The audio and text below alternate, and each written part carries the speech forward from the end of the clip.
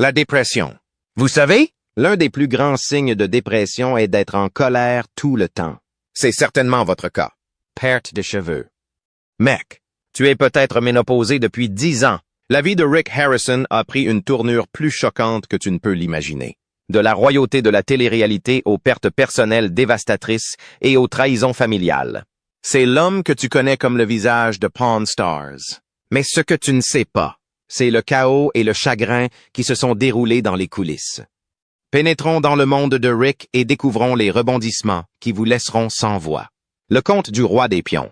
Né en mars 1965, il a grandi comme le troisième des 4 enfants de la famille Harrison. Mais les choses n'ont pas été faciles. La tragédie a frappé très tôt le jeune homme lorsque sa sœur aînée, Sherry, est décédée, laissant une ombre sur son enfance. Puis il a dû lutter contre l'épilepsie. Imaginez-vous avoir 8 ans, à être alité pendant des heures et essayer de donner un sens à la vie.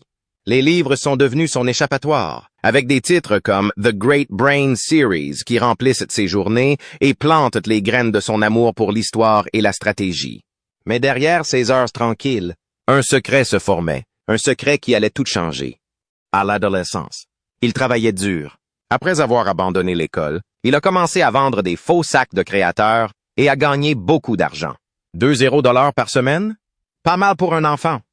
Mais les difficultés financières de la famille, notamment les pertes immobilières de ses parents au début des années 80, ont obligé tout le monde à mettre la main à la pâte. Pour lui, cela signifiait non seulement joindre les 2 bouts, mais aussi fonder une famille jeune. À 17 ans, Louis et sa petite amie, Kim, ont dû faire face au chagrin de perdre leur premier enfant à cause d'une fausse couche.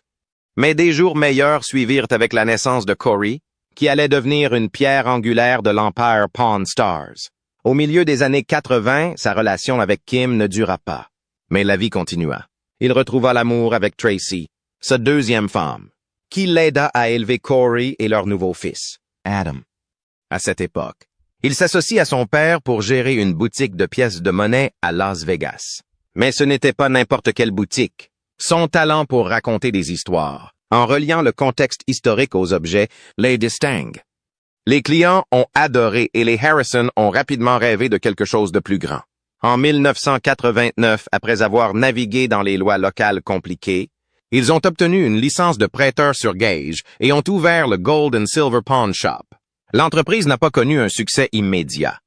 Il a fait des petits boulots, notamment en récupérant des voitures pour maintenir la boutique à flot. Mais sa détermination a payé. La boutique est devenue un lieu incontournable pour les objets historiques et les bijoux uniques. Au fil des années, lui et son père ont perfectionné leur formule. Mélangez des articles fascinants avec une touche de style Las Vegas et vous obtenez quelque chose de spécial. Découvrez History Channel. À la fin des années 2000, son personnage plus grand que nature et le charme excentrique de la boutique ont attiré l'attention des producteurs de télévision. Pawn Stars a fait ses débuts en 2009 et n'a pas mis longtemps à devenir un succès. Des millions de téléspectateurs l'ont regardé. Louis, Corey, Chumlee et le vieil homme marchandeur pour tout. Des bagues du Super Bowl aux objets de la guerre civile. À son apogée, Pawn Stars était le fleuron de la chaîne History Channel, avec des audiences qui rivalisaient avec celles des géants de la télé-réalité grand public. Je m'appelle Rick Harrison. J'ai une petite émission de télévision. Je suis à la télévision depuis 10 ans. Je suis à la télévision dans 150 pays. And Trent Hoot Langs, c'est une émission familiale. Ce sera toujours comme ça. C'est pour ça que c'est à la télévision. Et ça va continuer à être comme ça. Mais la vie en coulisses n'a pas été de tout repos. La vie personnelle de Rick a connu son lot de turbulences. Son 2e mariage a pris fin, bien qu'il ait retrouvé l'amour avec Diana, sa 3e femme. Même cette relation a fini par s'effondrer. Ajoutez à cela la perte dévastatrice de son père, Richard Oldman Harrison. En 2018, le décès du vieil homme a été un coup dur pour Rick et ses fans.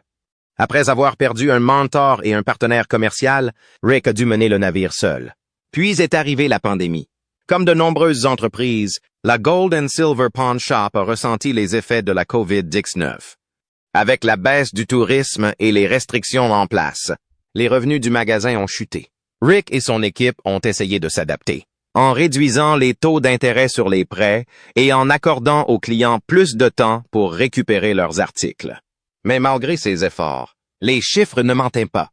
Fin 2020, les bénéfices de la boutique n'étaient plus qu'une fraction de ce qu'ils étaient auparavant. Comme si les difficultés financières ne suffisaient pas, Rick a dû faire face à une bataille juridique surprenante avec sa propre mère.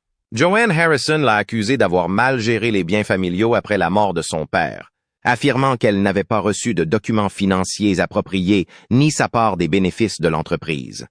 L'affaire a dressé un tableau confus de conflits familiaux et de relations tendues, jetant une ombre sur l'héritage de Harrison. Et alors que les choses semblaient ne pas pouvoir empirer, la tragédie a de nouveau frappé. En janvier 2024, le fils de Rick, Adam, est décédé d'une overdose de drogue. Perdre un enfant est une souffrance qu'aucun parent ne devrait endurer. Et pour Rick, ce fut un autre chapitre déchirant de sa vie. Malgré tout cela, Rick a réussi à tenir le coup. Il a fait allusion à des ambitions politiques, envisageant peut-être de se présenter au Sénat du Nevada. Il a également été reconnu pour ses contributions à l'histoire et à la culture, ce qui lui a valu le titre honorifique de colonel du Kentucky.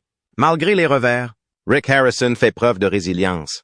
D'un gamin qui vendait des faux sacs à une icône de la télé-réalité, son parcours témoigne de son courage, de sa capacité d'adaptation et de l'esprit humain inébranlable. Maintenant, décomposons tout cela et examinons de plus près ce qui rend cette histoire si remarquable. Les premières années n'avaient rien à voir avec les lumières glamour de Vegas. Grandir dans une situation financière instable signifiait que la famille devait faire preuve d'ingéniosité. C'est en observant ses parents traverser des périodes difficiles qu'il a probablement commencé à se lancer dans l'entrepreneuriat. Il ne s'agissait pas seulement de gagner de l'argent, mais aussi de survivre et de se construire un avenir. Son amour pour l'histoire et la narration est devenu l'une de ses plus grandes forces. Tu sais quoi, mon pote? Je vais te laisser les accrocher au mur et on verra ce qui se passe. Si tu les vends, tu pourras avoir la moitié de l'argent. Maintenant, qui est le plus malin? La capacité de lier un objet simple à un récit plus vaste lui a donné un avantage dans le domaine du prêt sur gage. Qu'il s'agisse d'une pièce rare, d'une guitare vintage ou d'un souvenir sportif signé, il avait le don de donner à chaque pièce un aspect significatif. Les clients n'achetaient pas seulement des articles, ils achetaient des histoires, et c'est ce qui différenciait la boutique. Lorsque la chaîne History Channel est venue frapper à sa porte, ce n'était pas seulement un coup de chance. Les bases avaient été posées depuis des années. La boutique était déjà connue pour son inventaire unique et son expérience client. L'ajout de caméras n'a fait qu'amplifier ce qui existait déjà. Le succès de l'émission ne résidait pas seulement dans les objets, mais aussi dans les personnages. Un esprit vif, une attitude décontractée, des moments comiques et de la sagesse ont créé une dynamique dont les téléspectateurs ne pouvaient se passer. La renommée apportée par Pawn Stars n'a pas été sans défi.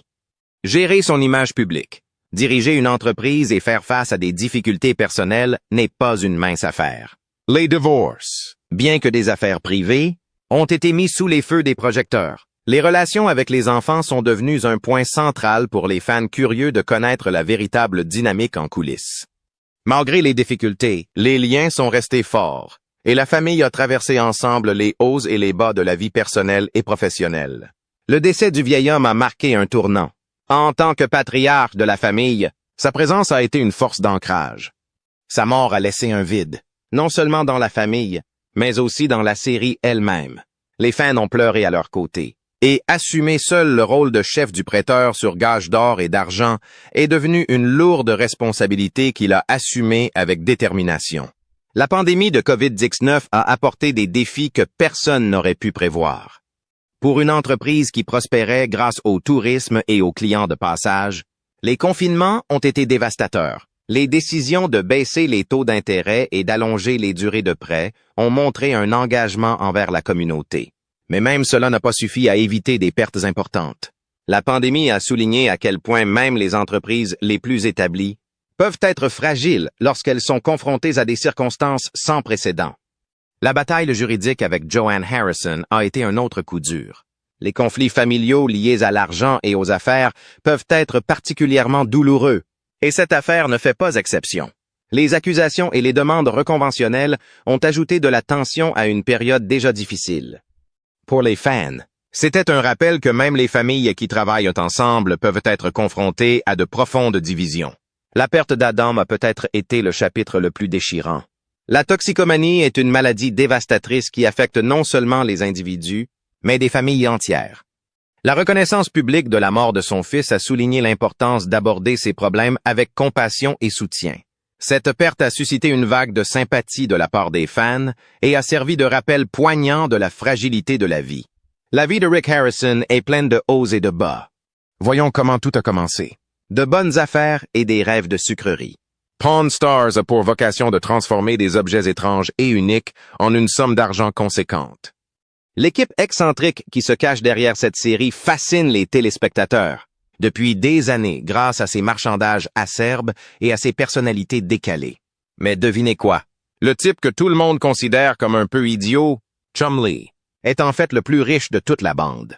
Né Austin Lee Russell début septembre 1982 à Henderson, dans le Nevada, la Fable Star est bien plus que le type comique de la télévision. Son parcours, d'enfant collectionneur d'objets bizarres à star de télé-réalité doté d'un solide sens des affaires, est rempli de moments intéressants. Ayant grandi dans le chaos clinquant de Las Vegas, cet artiste a probablement acquis son talent pour le trafic d'argent simplement en vivant dans un endroit où le trafic d'argent est un mode de vie. Son père était disc jockey et sa mère travaillait dans un casino. Deux emplois qui évoquent Las Vegas plus fort qu'une enseigne au néon. Dès son plus jeune âge, la personnalité de la télévision a appris l'art du commerce et du marchandage. Ce n'est pas une réussite du jour au lendemain. Il s'y est mis bien avant que les caméras ne tournent. Louis et Corey Harrison, le fils du grand patron du prêteur sur gage, Rick Harrison, ont grandi en fréquentant la boutique qui allait un jour les rendre célèbres. Cette boutique ouverte en 1989 par Rick et son père Richard, que tout le monde appelait le vieil homme, est devenue leur terrain de jeu. À l'adolescence, le futur homme d'affaires aidait déjà aux prêteurs sur gage d'or et d'argent. Pendant environ 5 ans, il a fait le travail de base, nettoyant et faisant de petites courses, tout en apprenant les tenants et aboutissants de l'entreprise. Lorsque l'idée de transformer le prêteur sur gage en une émission de télé-réalité a été évoquée, il n'était pas certain que le personnage comique y figurerait. Il y avait au moins 10 autres employés qui auraient pu prendre cette place, mais il avait un avantage, son amitié étroite avec Corey et leur alchimie naturelle à l'écran. Le membre décontracté de l'équipe ne cherchait pas à se donner en spectacle. Il a compris que la meilleure façon de se démarquer était d'être simplement lui-même. Cette ambiance décontractée et loufoque a attiré l'attention du producteur et, en peu de temps, il est devenu un élément incontournable de l'émission. Quand Pawn Stars est arrivé sur History Channel en 2009, ça a explosé, transformant toute l'équipe en nom connu du grand public. Je pense que l'ours a 50 ans, donc j'espère qu'il vaut de l'argent. J'espère gagner. Vous savez? 200 ou 300 $. Soudain, la vie est devenue un tourbillon de gloire, d'argent et d'opportunités folles. Mais ne vous laissez pas tromper par son attitude décontractée. Dans les coulisses, l'homme d'affaires travaillait dur. Il a lancé sa propre marque de produits dérivés originaux, de t-shirts, de figurines à tête branlante et autres, qui se sont vendus comme des petits pains. Rick Harrison, toujours en homme d'affaires avisé, a acheté la moitié de sa société en 2010 pour la coquette somme de 155 000 $. Cette opération lui a permis de gérer plus facilement le flot de commandes des fans. L'entrepreneur avisé ne se contentait pas de vendre des trucs rigolos à son effigie. Il avait de plus grands projets. En 2017, il a ouvert une confiserie sur le boulevard, juste en face du prêteur sur gage. C'était une décision intelligente. Les touristes qui affluaient dans la boutique pouvaient simplement traverser la rue pour se procurer du sucre. Son frère, Sage, l'aida à gérer l'endroit et l'entreprise prit son envol. Mais le lancement d'une confiserie n'a pas été sans heurts. Lorsqu'il a essayé de créer une boutique en ligne, il a découvert que quelqu'un avait déjà raflé tous les bons noms de domaine. Au lieu de céder au prix élevé exigé par le squatteur, il a dû trouver un nouveau plan. Et puis il y a le parcours vers la santé. Parlons de hauts et de bas. À un moment donné, il a perdu plus de 45 kilos en supprimant la malbouffe et en s'en tenant à un régime strict. Mais maintenir son poids n'a pas été facile. En 2016, il avait repris environ 25 kilos. Son poids a fluctué jusqu'en 2020 et un date à laquelle il a finalement décidé de subir une gastrectomie en manchon. Après cela, il a réussi à maintenir son poids autour de 190 livres. Même s'il a dû faire face à tous les hauts et les bas de sa vie personnelle, l'escroc est resté occupé. Il s'est lancé dans le disc jockey, fréquentant même une véritable école pour apprendre les ficelles du métier. Son premier concert a fait les gros titres, en partie à cause d'une demande d'écriture pour un Girl Scout Cookies et une compagnie intéressante. Il a également pensé à devenir un découvreur de talent pour les musiciens locaux à Las Vegas. Mais les choses n'ont pas toujours été roses. Début 2016, la star de télé-réalité s'est retrouvée dans une situation délicate. Une descente de police à son domicile, déclenchée par une enquête sur une plainte pour agression sexuelle, a permis de découvrir une cache de drogue et tout un arsenal d'armes. Désormais, un homme de 17 ans et demi où vous passez du temps à la maison. Si vous passez du temps à la maison, vous passerez du temps à la maison. Je ne vais pas revenir là-dessus. Fin de l'histoire. C'est fait. Il a été accusé de 19 délits liés à la drogue et d'un délit lié aux armes. Ce scandale a porté un sérieux coup à son image publique. Il a néanmoins réussi à rebondir. Il a conclu un accord de plaidoyer plus tard cette année-là, plaidant coupable d'un chef d'accusation de port d'armes et acceptant 3 ans de probation. Les autres chefs d'accusation ont été réduits à des délits. Bien que toute cette épreuve ait porté un coup à sa réputation, cela n'a pas signifié la fin de sa carrière. Malgré la controverse, l'entrepreneur s'est resté actif dans le monde des affaires. Sa confiserie a continué à prospérer et il s'est lancé dans d'autres projets. L'un de ses projets les plus originaux a été la création d'un jeu vidéo de style rétro appelé Chumlee's Adventure, The Quest for Pinky. Il a lancé avec succès une campagne de financement pour le jeu, conçue pour fonctionner sur les anciennes consoles Nintendo. Il a aussi un faible pour les voitures. Au fil des ans, le collectionneur a constitué une impressionnante collection, comprenant notamment une Maserati et une Rolls-Royce Phantom. Ce ne sont pas que des jouets, ce sont des symboles du chemin parcouru depuis ses débuts dans un magasin de prêt sur gage. En plus de tout cela, l'artiste a un faible pour les œuvres caritatives. En 2014, il a contribué à collecter des fonds pour la recherche sur l'autisme grâce à un événement appelé Anti-Up for Autism. Il est clair que même s'il aime gagner de l'argent, il n'a pas peur de donner en retour quand cela compte. Bien sûr, sa vie personnelle a également connu des rebondissements. Il a rencontré Olivia Rodman en 2013 et en 2018, ils se sont fiancés. Ils se sont mariés lors d'une cérémonie privée l'année suivante. Mais en 2020, les choses semblaient s'être calmées.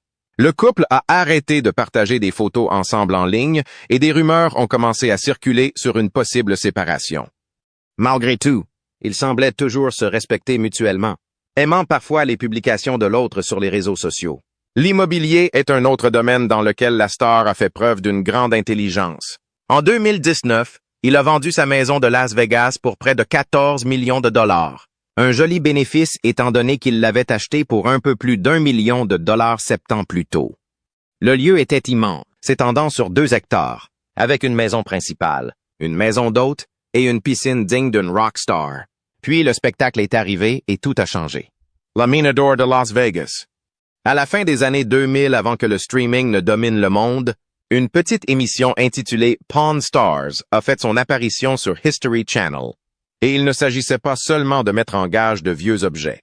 C'était une mine d'or pour Rick Harrison et son équipe, littéralement. Se déroulant sous les lumières vives de Las Vegas, l'émission tournait autour du célèbre prêteur sur gage d'or et d'argent, que Rick dirigeait aux côtés de son père, Richard Benjamin Harrison, que tout le monde appelait le vieil homme. Ce n'était pas juste un magasin poussiéreux. C'était devenu un lieu de prédilection pour tout ce qui était étrange, historique et parfois hors de prix. Rick Harrison était le cerveau de toute l'opération. Fort de ses années d'expérience dans la détection du vrai et du faux, Rick savait exactement comment convaincre les clients en quête d'un gain rapide. Sa spécialité était de connaître l'histoire qui se cachait derrière chaque objet insolite qui franchissait la porte. Des pièces de monnaie anciennes aux guitares vintage. Rick jouait la carte de l'intelligence et s'assurait que la caisse enregistreuse du magasin ne cessait de sonner. Il y avait aussi Corey Harrison, le fils de Rick, qui n'a pas rejoint l'entreprise uniquement grâce à son nom de famille. Corey, our big hoss, a grandi entouré de tous ses achats et ventes. Il a donc appris les ficelles du métier très tôt. Il a fini par devenir directeur, gérant les tâches quotidiennes et s'occupant de certaines des affaires les plus importantes de la boutique. Il avait un œil aiguisé pour repérer les choses qui valaient la peine d'être gardées et celles qu'il valait mieux laisser de côté. Toute bonne émission a besoin de son joker. Et c'est là qu'Austin Chumley Russell est entré en scène. Ami d'enfance de Corey, Chumley a été embauché pour travailler sur le terrain. Mais il est rapidement devenu un favori des fans. Bien sûr, il était souvent la cible de plaisanteries pour son manque de connaissances. Mais ne vous laissez pas tromper. En matière de flippers et de jouets à l'ancienne, Chumley connaissait son affaire. Les fans adoraient son charme loufoque. Et il ajoutait juste la bonne dose d'humour pour rendre les choses divertissantes. Et bien sûr, le vieil homme, Richard Harrison, était là dès le début, gardant tout le monde dans le droit chemin grâce à son attitude pragmatique. Ayant été dans le métier bien avant l'arrivée de la télé-réalité, il connaissait le jeu des pions sur le bout des doigts. Jusqu'à son décès, en 2018, il était de la main sûre de la boutique, toujours prêt à faire un commentaire impassible ou à jeter un œil sceptique lorsque quelque chose de louche se présentait. Ce qui distingue Pawn Stars des autres émissions de télé-réalité, c'est le flux constant d'objets insolites, rares et carrément bizarres que les clients apportent. Mais Rick et son équipe ne se sont pas contentés de deviner la valeur de quelque chose. Ils avaient une liste d'experts qui s'assuraient qu'ils ne se faisaient pas arnaquer. Des gens comme Danny Coker, qui connaissaient tout ce qu'il y avait à savoir sur les voitures et les motos, s'arrêtaient quand quelqu'un arrivait avec une voiture ancienne. Voici un haut-parleur d'orgue, Leslie Model 145. On dirait que cet engin ferait des dégâts dans mon coffre. Chumley, c'est un peu trop grand pour ta voiture. Là, c'est grand. Mieux c'est. J'aime les idiots qui dirigent les idiots. Il a ensuite joué dans sa propre émission, Counting Cars. Mais il est resté un visage familier aux prêteurs sur gage. Lorsque de vieux livres arrivaient, il faisait appel à Rebecca Romney. Elle était la référence pour les livres et manuscrits rares, aidant le magasin à déterminer si un livre poussiéreux valait une petite fortune ou juste une jolie décoration pour une étagère. Et n'oublions pas Steve Grad, l'expert en autographes. Chaque fois que quelqu'un entrait en prétendant avoir une balle de baseball dédicacée ou un souvenir hollywoodien, Steve était celui qui s'assurait que ses signatures étaient authentiques. Au fil des années, l'émission n'a pas seulement gardé sa popularité. C'est devenu un phénomène à part entière. En 2016, des rapports indiquaient que Rick, Corey et Chumley gagnaient environ 25 $ par épisode. C'était une bonne affaire compte tenu du nombre d'épisodes qu'ils tournaient chaque saison. Et avec la célébrité sont venus encore plus d'argent provenant d'activités annexes, de contrats publicitaires et d'apparitions. Ils ne géraient plus seulement un prêteur sur gage, mais une marque. Si la série se concentrait beaucoup sur le marchandage et l'histoire des objets, une grande partie de son charme provenait des relations entre les acteurs. Le style franc de Rick, l'approche plus décontractée de Corey, les pitreries de Chumley et le comportement bourru mais sage du vieil homme ont créé un mélange dont les téléspectateurs ne pouvaient pas se lasser. Les gens se sont connectés non seulement pour voir les choses folles que quelqu'un essaierait de vendre, mais aussi pour voir comment cette famille et ses amis travaillaient ensemble et parfois se disputaient tout en gérant une entreprise. Même en janvier 2025, le magasin est toujours ouvert et les caméras tournent toujours. Rick est toujours aux commandes. Corey gère les gros achats et Chumley fait son truc, en gardant les choses légères et amusantes. Les fans reviennent sans cesse, attirés par le mélange d'histoires, de bizarreries et de visages familiers qu'ils regardent depuis plus d'une décennie. Pawn Stars s'est taillé une place unique dans l'histoire de la télé-réalité. Ce n'était pas une série tape à l'œil ou extravagante comme d'autres, c'était avant tout une histoire d'excitation, d'attrait pour un trésor caché, et de personnes qui ont rendu cela possible. Au centre de tout cela se trouvait la famille Harrison, transformant ce qui aurait pu être juste un autre prêteur sur gage en une icône culturelle. Et malgré tout cela, une chose est restée claire. Avant tout, cette série a été le moteur de l'ascension de Rick et de sa famille vers la gloire et la fortune. Ce n'était pas seulement le casting principal qui tenait les téléspectateurs en haleine. Les gens qui entraient dans la boutique avec leurs objets étranges jouaient un rôle énorme pour rendre les choses intéressantes. On ne savait jamais ce qui allait arriver ensuite. Un jour, il pouvait s'agir d'une épée de l'époque de la guerre civile, le lendemain d'un jukebox vintage, et parfois même de quelque chose d'aussi étrange qu'une tête réduite. La variété était infinie, et cette imprévisibilité faisait que les fans revenaient pour en savoir plus. Rick avait le talent de transformer même la plus simple transaction en quelque chose de mémorable. Il a toujours voulu connaître l'histoire qui se cache derrière un objet, et c'est ce qui rendait l'émission différente. Il ne s'agissait pas seulement de faire du profit, mais de découvrir l'histoire cachée dans les objets du quotidien. Qu'il s'agisse d'une arme à feu ancienne ou d'une vieille montre de poche, Rick s'assurait que les téléspectateurs apprennent quelque chose de nouveau à chaque épisode. Les experts qui ont participé à l'émission sont également devenus des visages familiers. Lorsqu'il s'agissait d'armes, il faisait souvent appel à Sean Rich. Il connaissait bien les armes à feu et les épées anciennes, aidant le magasin à déterminer si une arme était authentique ou simplement une réplique de luxe. Pour les jouets vintage, Johnny Jimenez était la personne à contacter. Il aidait à déterminer si une vieille voiture ou une figurine d'action valait beaucoup d'argent ou si c'était juste une relique d'enfance. Et il ne s'agissait pas seulement d'évaluer des objets. Le processus de négociation était un élément clé du spectacle. Les clients arrivaient souvent avec des attentes très élevées quant à la valeur de leur article, mais étaient ramenés à la réalité par les négociations acharnées de Rick. Regarder les allers-retours était de la moitié du plaisir. La célèbre phrase de Rick sur le fait qu'il devait faire des bénéfices est devenue une blague récurrente parmi les fans. Mais c'était vrai. La boutique n'était pas une œuvre de charité. C'était une entreprise et Rick savait comment la maintenir à flot. Corey a apporté son propre style à la table des négociations. Alors que Rick était plus direct, Corey avait une approche plus décontractée. Il savait quand insister et quand reculer, ce qui faisait de lui un excellent négociateur à part entière. Chumley, Louis, n'était pas vraiment connu pour ses talents de négociateur, mais il avait ses moments. De temps en temps, il surprenait tout le monde en concluant une bonne affaire. Dans les coulisses, le succès de Pawn Stars a transformé la boutique en attraction touristique. Des gens du monde entier ont commencé à visiter le prêteur sur gage d'or et d'argent, espérant apercevoir les acteurs ou peut-être même participer à l'émission. L'augmentation du trafic piétonnier a été bénéfique pour les affaires et a également donné aux membres de la distribution l'occasion de rencontrer leurs fans. Mais la célébrité a apporté son lot de défis. Au fil des années, quelques controverses et luttes personnelles ont fait la une des journaux. Chumley, en particulier, a dû faire face à des problèmes juridiques qui ont attiré une attention indésirable sur l'émission. Cependant, il a réussi à rebondir et l'émission a continué sans interruption. La capacité des acteurs à maintenir le professionnalisme et à faire perdurer le spectacle malgré les difficultés personnelles témoigne de leur dévouement. La boutique elle-même a évolué au fil du temps. Ce qui a commencé comme une opération relativement petite est devenu quelque chose de beaucoup plus grand. Ils ont agrandi le magasin en ajoutant des vitrines et en embauchant plus de personnel pour gérer l'augmentation de l'activité. Le magasin a évolué pour gérer non seulement la mise en gage et la vente, mais aussi les exigences liées à la possession d'un téléviseur. Malgré les changements, il est resté une entreprise familiale à la base.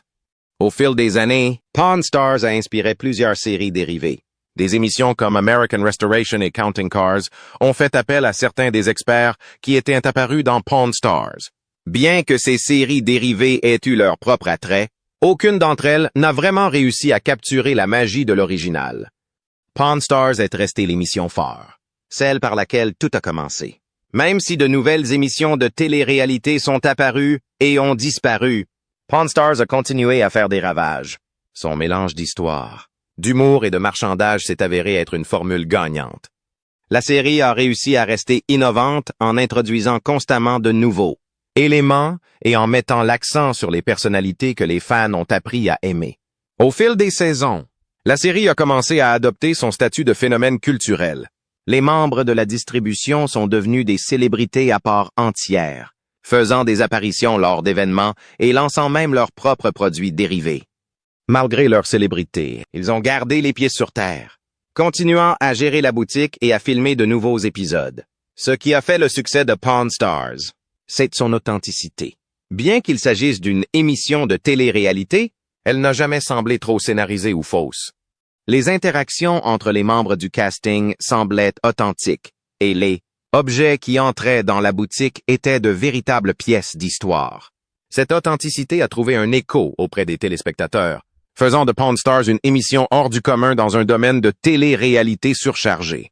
Alors que Pawn Stars a captivé le public pendant des années, une question demeure. Est-ce que l'authenticité ou le montage intelligent qui a captivé les spectateurs? Aimez, commentez et n'oubliez pas de vous abonner.